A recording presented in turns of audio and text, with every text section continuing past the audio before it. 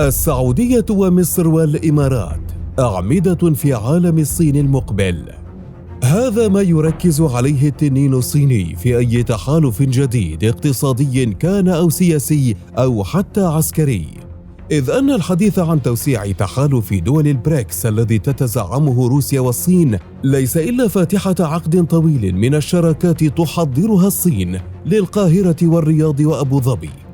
والتي قد تصبح قريبا حال اكتملت مساعي الصين إلى دول عربية نافذة في تحالف اقتصادي يواجه تحالف الدول السبع الكبرى الذي تتزعمه أمريكا،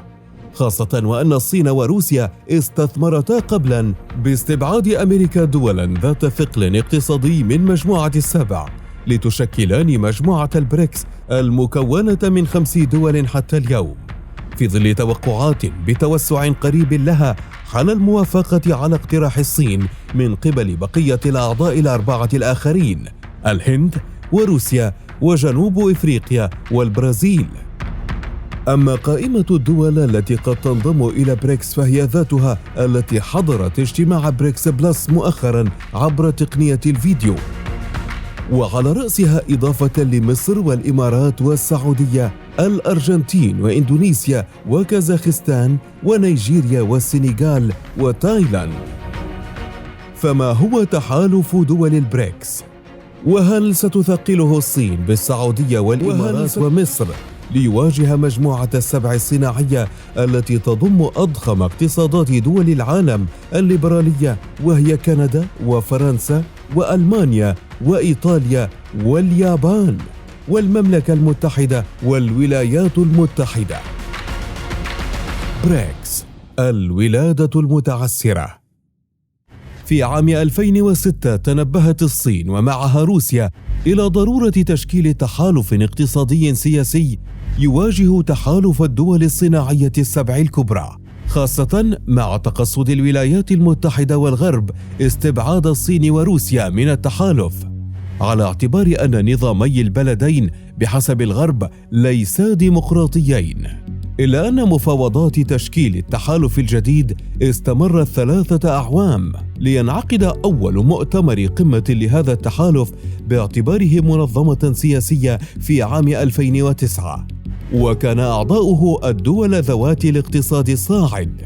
ليضم حينها البرازيل وروسيا والهند والصين تحت اسم بريك أولاً. ثم انضمت جنوب إفريقيا إلى المنظمة عام 2010 ليصبح اسمها بريكس،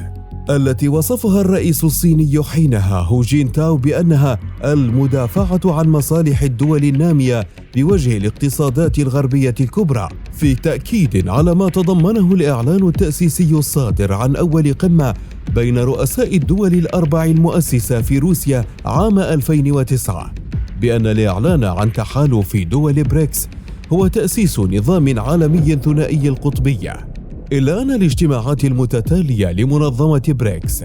لم تكن قادرة على اتخاذ قرارات مشتركة فاعلة وتطبيقها، جراء تغريد كل دولة من أعضاء بريكس على هواها بحسب محللين. رأوا أن كل دولة من المجموعة كانت تحاول ترسيخ نفسها في العالم كمراكز اقتصادية إقليمية مستقلة من دون التفكير بتحقيق نقاط اتصال مع باقي أعضاء التحالف،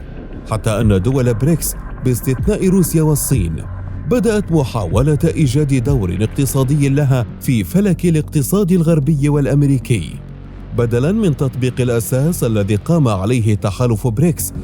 لمناهضة النظام العالمي المتمحور حول الولايات المتحدة الأمريكية. بريكس والعرب.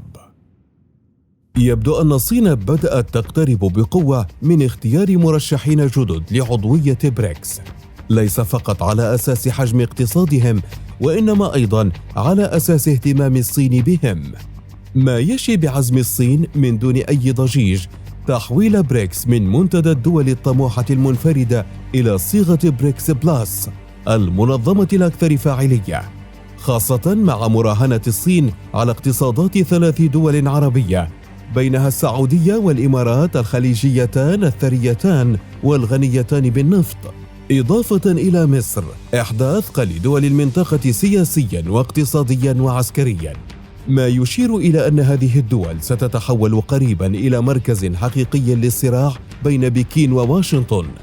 ورغم تأييد أعضاء بريكس الاقتراح الصيني لتوسيع الكتلة، لكن الاتفاق على أسماء الدول قد يخضع لمفاوضات مطولة، مع إعلان بعض دول بريكس الحاجة لتوضيح المبادئ والمعايير والإجراءات قبل الشروع في أي توسع. الأمر الذي قد يعرقل طموحات الصين لتوسعة سريعة، خاصة من قبل الهند التي ما زالت تحاول أن تكون جزءاً من نظام العولمة الأمريكي، بينما ستؤيد روسيا بكل تأكيد توسعة بريكس لأنه يقوض الهيمنة الأمريكية. أما الدول العربية الثلاثة قد تنظر للأمر أنه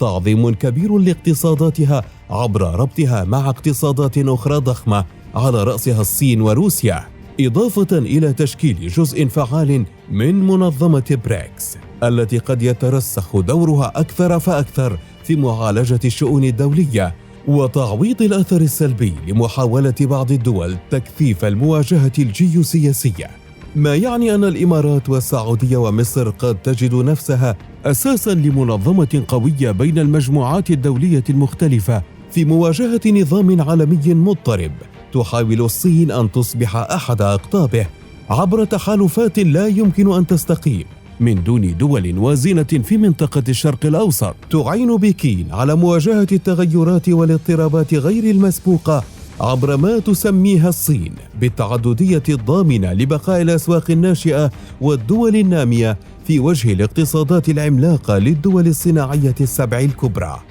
وأنت، هل تعتقد أن مساعي الصين ستنجح لضم مصر والإمارات والسعودية إلى بريكس؟